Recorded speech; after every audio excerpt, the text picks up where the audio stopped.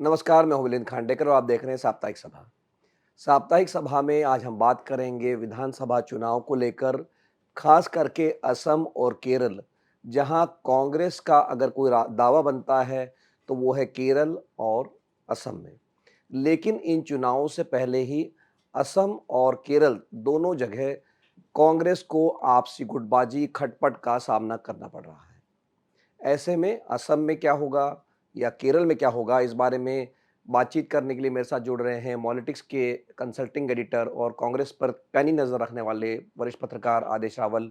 आदेश, बहुत-बहुत स्वागत है आपका। जी।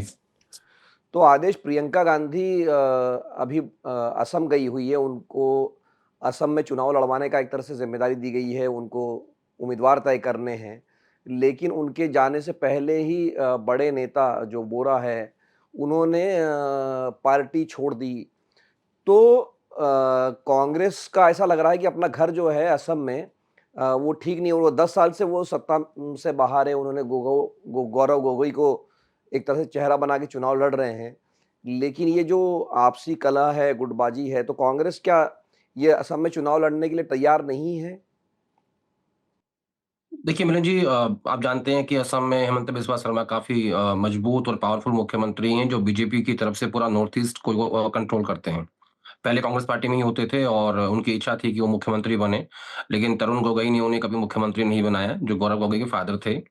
बनने नहीं दिया, मैं ये कहूँगा, और लगभग 15 साल तक कांग्रेस पार्टी की असम में सरकार रही। अब तरुण गोगोई के जाने के बाद आप देखिए कि हर राज्य में कुछ ऐसा ही क्राइसिस है जहाँ जहाँ सीनियर लीडरशिप थी। दिल्ली में शीला दीक्षित के बाद, हरियाणा में आप देखिए कि हुड्डा परिवार के बाद लीडरशिप नहीं है, जो है उसको सिकोड़ दिया गया है। राजस्थान आप देख लीजिए, मध्य प्रदेश आप देख लीजिए। इसी तरीके से जो कांग्रेस पार्टी के भीतर एक ट्रांसफॉर्मेशन चल रहा है पिछले 10 साल से, कि सोनिया गांधी की कांग्रेस को ट्रांसफ़ॉर्म किया जा रहा है राहुल गांधी की कांग्रेस में, तो उसको लेके जो क्राइसिस चल रहा है, उसी का एक नतीजा आपने असम में देखा है। 2021 में आपने भूपेन बोरा को बनाया, वहाँ का पीसीसी प्रेज़िडेंट, 2 बार के विधायक हैं, कांग्रेस के अध्यक्ष रहे हैं, और उसके बाद आपने उनको हटा के और गौरव गोगोई को कहा कि आप वहाँ की कमान सँभालिए। पिछले कुछ टाइम से आपने देखा है कि गौरव गोगोई वर्सेस हेमंता चल रहा है। वो कहते हैं कि पाकिस्तानी एजेंट है, वहाँ से मिले हुए हैं। लेकिन असम की स्थिति कुछ और है। असम में दरअसल कांग्रेस पार्टी को ऐसा लगा कि नहीं, हम ये चुनाव अच्छे से लड़ेंगे, इसलिए प्रियंका गांधी को स्क्रीनिंग कमेटी का चेयरमैन बनाया गया। मुझे याद नहीं आता कि किसी गांधी परिवार के व्यक्ति को किसी राज्य की स्क्रीनिंग कमेटी का अध्यक्ष बनाया गया हो। ये पहली घटना है। उसके अलावा भूपेश बघेल को, डीके शिव कुमार को साथ में अटैच किया गया, ताकि एक संदेश जाए कि वो असम को सीरियसली चुनाव लड़ना चाहते हैं और हेमंत बिस्वा शर्मा के लिए असम जो है वो केक वॉक नहीं होगा। लेकिन हेमंतो जो है वो साइकोलॉजिकल गेम खेल रहे हैं कांग्रेस पार्टी के साथ में। उन्होंने प्रियंका गांधी की विजिट से ठीक पहले भूपेन बोरा के घर जाके ये बता दिया कि देखिए, कांग्रेस पार्टी में जो है वो फूट है। अब मिलिंद जी, इसमें हमें समझना होगा कि भूपेन बोरा के कांग्रेस पार्टी छोड़ने की वजह क्या है? दरअसल इसकी वजह शुरू होती है, भूपेन बोरा 2 वर्डों का इस्तेमाल करते हैं। एक कहते हैं कि Assam Congress stands for R, और दूसरा कहते हैं कि Assam Congress stands for BM. R का मतलब है रकीबुल हुसैन। रकीबुल जी। हुसैन काफ़ी नज़दीकी व्यक्ति हैं गौरव गोगोई के, जो पूरी प्रदेश कांग्रेस कमेटी को चलाते हैं, और उन्होंने ये कहा कि देखिए, एक मुसलमान है जो इस तरीके से पूरी पार्टी को कंट्रोल कर रहा है। दूसरा उन्होंने कहा बीएम। बीएम की फुल फॉर्म उनके हिसाब से है कि बांग्लादेशी मुसलमान। तो उनकी जो लाइन थी, यानी जो उनकी लाइन थी वो बीजेपी की लाइन थी स्टार्टिंग से ही, चाहे वो आर हो, चाहे वो बीएम हो। अब झगड़ा कहाँ से शुरू होता है? झगड़ा शुरू होता है सोशल मीडिया हेड प्रफुल्ला दास, जो कांग्रेस पार्टी के सोशल मीडिया हेड थे, वो कांग्रेस पार्टी छोड़ के भाजपा में शामिल हो जाते हैं। उसके बाद आता है कि भई इस पद पे अब किसको लेके आएँ? तो भूपेन बोरा ने एक नाम दिया अपनी तरफ से, वो नाम था रतुल बोरा का, कि इनको इस पद पे रखा जाए। गौरव गोगोई नहीं माने, गौरव गोगोई ने ऋतुपर्णा को कांग्रेस का सोशल मीडिया का हेड बना दिया, जो कि काफ़ी नज़दीकी थे गौरव गोगोई के। वहाँ से ये झगड़ा शुरू होता है, होते-होते जब वो सूची आती है, उसके बाद वो गुस्सा फूट जाता है, और अमन वदूद भी एक को-चेयरपर्सन हैं ऋतुपर्णा के साथ में। तो ये झगड़ा वहाँ से शुरू हुआ था। अब जिस दिन राहुल गांधी और खड़गे साहब ने भूपेन बोरा से बात की, प्रभारी ने कहा जितेंद्र सिंह ने कि नहीं, आपको बात करनी चाहिए, तो उनको रोकने की कोशिश हुई। हालाँकि कुछ लोगों ने ये भी कहा था राहुल गांधी को कि आप उनसे बात मत करिए। भूपेंद्र बोरा पार्टी छोड़ेंगे क्योंकि जो उनकी लाइन है, वो बीजेपी की लाइन है। चाहे वो आर की बात हो, चाहे वो बीएम की बात हो। लेकिन राहुल गांधी ने फिर भी बात करी और उसके बाद एक बैठक गुवाहाटी में होती है। उस बैठक में गौरव गोगोई, जितेंद्र सिंह, भूपेंद्र बोरा, सीएलपी के नेता और प्रद्युत बोदलोई जो सांसद हैं वो थे, 5 लोग थे। उस बैठक में जो बातचीत हुई, कुछ देर बाद हेमंत बिस्वा शर्मा ने ये बता दिया अपने बयान में मीडिया के सामने कि कांग्रेस पार्टी की बैठक में ये बातचीत हुई है। तो उससे लगभग चीजें साफ हो गई थी कि भूपेंद्र बोरा अब रुकने वाले नहीं हैं। दूसरा, भूपेंद्र के लिए दिक्कत ये थी कि वो लगातार चुनाव हार रहे थे और मुझे लगता है कि बीजेपी जाके वो चुनाव जीत सकते हैं और परसों शायद कांग्रेस वो आधिकारिक रूप से भाजपा में शामिल हो जाएँगे। नहीं, लेकिन आदेश जो प्रियंका गांधी को जैसे आपने कहा कि बहुत हमने सुना नहीं कि कोई गांधी परिवार का सदस्य जो है किसी राज्य की स्क्रीनिंग कमेटी में आ जाए। तो प्रियंका गांधी से अब कांग्रेस पार्टी तो चमत्कार की उम्मीद कर रही होगी कि भाई कोई चमत्कार हो जाएगा असम में। तो ऐसा कर पाएँगी कोई चमत्कार आपको लगता है? ये मुझे लगता है कि उनके जो स्ट्रैटेजिस्ट हैं, रणनीतिकार हैं, उनको कह रहे हैं कि थोड़ा हाथ बचा के रखिएगा, हाथ जल ना जाए। मेरा ऐसा मानना है मिलिंद जी इसमें कि प्रियंका गांधी या गांधी परिवार के पास कुछ खोने के लिए है ही नहीं, वो सब कुछ खो चुके हैं, जो कुछ अब पाने के लिए है। आप याद कीजिए जब भारत जोड़ो यात्रा चल रही थी राहुल गांधी की, तो उस वक़्त चुनाव आया था हिमाचल प्रदेश का और प्रियंका गांधी और सचिन पायलट ने वो अकेले हैंडल किया था, सरकार वहाँ बन गई थी। जब आप हेड ऑन लेंगे ना, जब आप ये दिखाएँगे कि हाँ, आप लड़ना चाहते हैं। जैसा मैंने कहा कि कुछ भी आपके पास खोने के लिए नहीं है। अगर आप अभी भी आप लड़ते हुए नहीं दिखना चाहते हो या नहीं लड़ते हो चुनाव में, तो मुझे लगता है कि उसमें फिर आपका राजनीतिक नुकसान होगा। और रही बात प्रियंका गांधी की, प्रियंका गांधी को लेके बार-बार पार्टी के भीतर आवाज़ उठती है कि नहीं, उन्हें क्यों महत्वपूर्ण पद नहीं दिया जाता। अब याद कीजिए जब 2019 में वो आधिकारिक रूप से राजनीति में आई, तो उन्हें उत्तर प्रदेश का महासचिव बनाया गया। स्टार्टिंग में आधा उत्तर प्रदेश था, बाद में पूरा दे दिया गया जब सिंधिया साहब ने पार्टी छोड़ दी। तो जहाँ कांग्रेस पार्टी 30 साल से नहीं है, वहाँ प्रियंका गांधी को आपने भेज दिया। अब असम में आप जानते हैं कि रास्ता बहुत कठिन है, मुश्किल है वहाँ का रास्ता। वहाँ आपने उनको स्क्रीनिंग कमेटी का चेयरमैन बना दिया। मेरा ऐसा मानना है मिलिंद जी कंपनी के जो सीईओज़ होते हैं, वो ब्रांच हेड नहीं बना करते। तो ये राजनीतिक रूप से और स्ट्रैटेजी के हिसाब से भी गलती है, लेकिन अगर आपने गलती कर दी है, तो आपको ये दिखाना पड़ेगा कि हाँ, मेरे अंदर लड़ने की क्षमता है।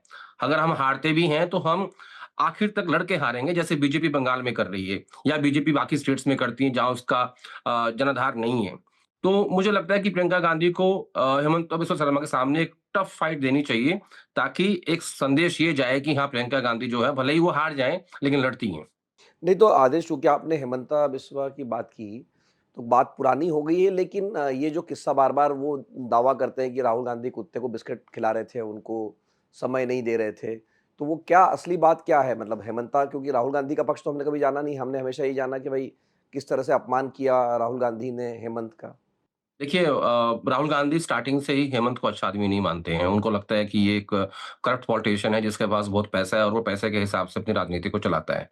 और जब जब वो कांग्रेस पार्टी में थे और जो वो कुत्ते को खिलाने वाली बात है, बिस्किट वाली बात है, वो मुझे लगता है कि वो कुछ-कुछ मायनों में सही भी है। राहुल गांधी उनसे मिल लिए और जो जितने कांग्रेस पार्टी के सीनियर नेता थे उस दौर में, जो खास तौर पे नज़दीकी थे गांधी परिवार के, उन सब से हेमंता बिस्वा शर्मा बहुत नज़दीकी थे, हर मायने में। तो राहुल गांधी इस बात को पसंद नहीं करते थे और आप याद कीजिए जब भारत जोड़ो यात्रा असम होके गुजर रही थी, तो उन्होंने काफ़ी पर्सनल अटैक किए थे हेमंता के ऊपर। तो वो घटना लगभग सही है और उन्होंने उनको कंप्लीटली इग्नोर किया था और वो जानबूझ के किया था।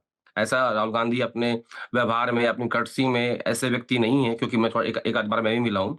तो बाकी जो पॉलिटिशियंस भी मिलते हैं, वो बताते हैं इस बात को कि कर्टसी में या शिष्टाचार में राहुल गांधी जो है वो व्यावहारिक हैं, ऐसे ऐसे नहीं करते हैं। लेकिन मुझे लगती है और उनके दिमाग में उसको लेके एक छवि है कि हेमंता बहुत करप्ट पॉलिटिशियन है और वो अपने पैसे से ही राजनीति चलाते हैं और उनके उनकी जो राजनीति है वो सिर्फ़ पैसे के आस-पास घूमती है, तो वो उनके मन में आज तक भी है, तब से लेकर आज तक और यही वो घटना है जो हेमंता ने बताया कि सोनिया गांधी चाहती थी कि वो मुख्यमंत्री उन्हें मैं बना दूँ, लेकिन राहुल गांधी नहीं माने क्योंकि राहुल गांधी ये इस बात पे कभी भी राजी नहीं होते कि असम के मुख्यमंत्री हेमंत बिस्वा शर्मा बन जाएँ। नहीं तो आप चलते हैं आदेश हम दूसरी छोर पर केरल, जहाँ कांग्रेस कम से कम मौका है कांग्रेस के पास में। लेकिन जैसा कि आप जानते हैं कि जो मणिशंकर अय्यर है जिनसे का कांग्रेस पल्ला झाड़ रही है, कह रही है हमारा कोई लेना-देना नहीं है। लेकिन उन्होंने कहा कि भाई पिनारी वापस मुख्यमंत्री बन जाएँगे या लेफ्ट की दोबारा सरकार आ जाएगी। पर उन्होंने जो एक महत्वपूर्ण बात कही वो ये है, सरकार किसकी बनेगी अभी तो क्या ही कह सकते हैं।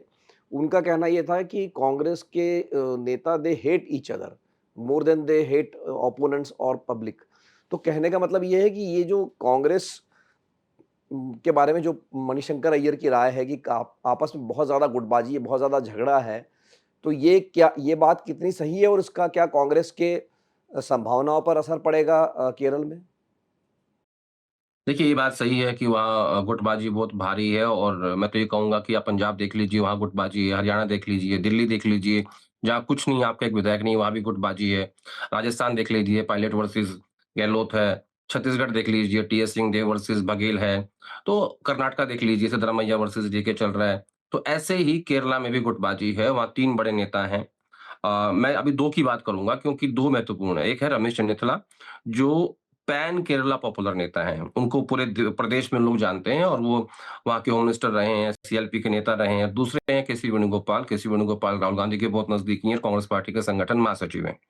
अभी हाल ही में एक इंटरव्यू में रमेश चंचला ने कहा कि केसी वेणुगोपाल और वीडी सतीशन दोनों मेरे छोटे भाई हैं और उन दोनों को मैंने समय-समय पे प्रमोट किया है। यानी उन्होंने अपने आप को उन दोनों से राजनीतिक जो कॉम्पिटिशन है उससे ऊपर कर लिया।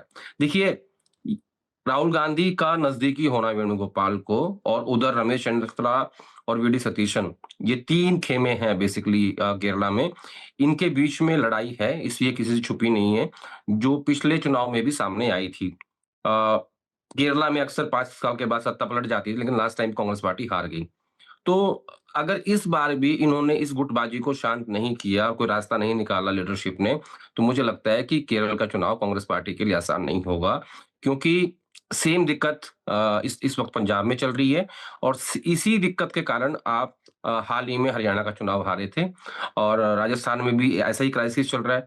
तो हर जगह, हर हर राज्य में कांग्रेस पार्टी के सामने एक क्राइसिस खड़ा हुआ है और इसकी इसकी जो मुख्य वजह मुझे लगती है कि एक तो लीडरशिप उसको सॉल्व करना नहीं चाहती, दूसरा क्योंकि लीडरशिप कमज़ोर भी है, क्योंकि आपके नाम पे आज की डेट में वोट नहीं पड़ रहा है, तो लीडरशिप कमज़ोर है, तो उसके इकबाल में कमी है। तो जब इकबाल में कमी आएगी, तो ऐसे झगड़े बढ़ेंगे और उनका सॉल्यूशन नहीं निकलता है, जिसका नतीजा इन तमाम स्टेट से मैंने बताया आपको।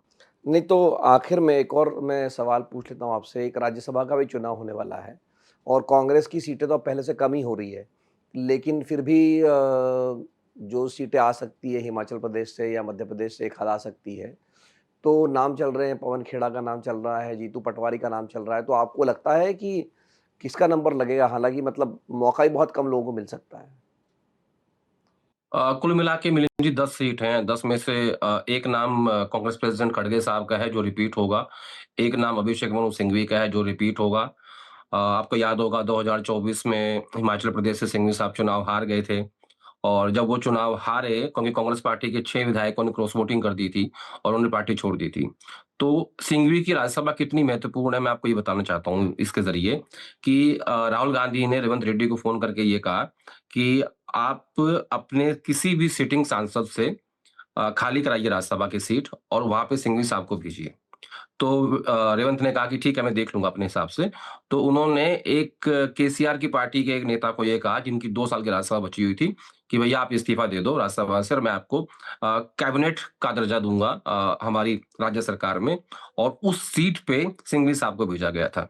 तो ये तो हुई 2 महत्वपूर्ण बातें कि जो खड़गे साहब और सिंघवी साहब की राज्यसभा जो है वो रिपीट हो जाएगी। अब बची हैं 8 सीटें।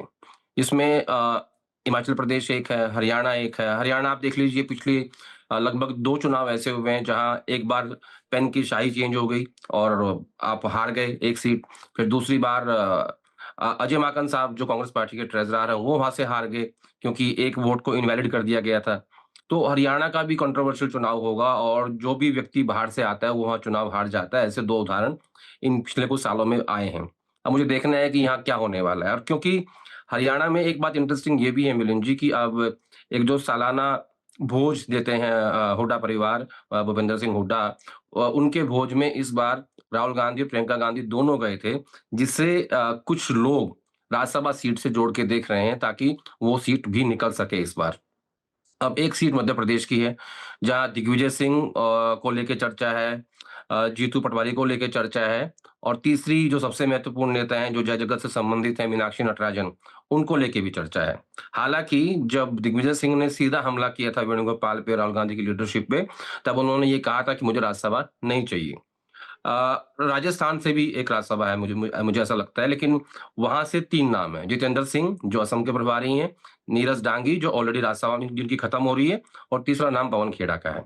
तो इन तीनों में से एक ही आएगी, और नीरज डांगी गहलोत साहब के कोटे में आते हैं, और आजकल वो खड़गे साहब के भी बहुत क्लोज हैं। अ, कर्नाटका से इस बार कोशिश ये होगी कि लोकल नेता को भेजा जाए, क्योंकि पिछली बार आपने कई कई राज्यसभा बाहर दे दी थी। अब देखिए, पिछली बार जब राजस्थान से सीटें आई थी, तो रणदीप सिंह सुरजेवाला, सोनिया गांधी, प्रमोद तिवारी, ये सब लोग बाहर से भेज दिए गए थे। तो इस बार ज्यादातर राज्यों में ये मांग है कि लोकल नेता को ही सीट दी जाए।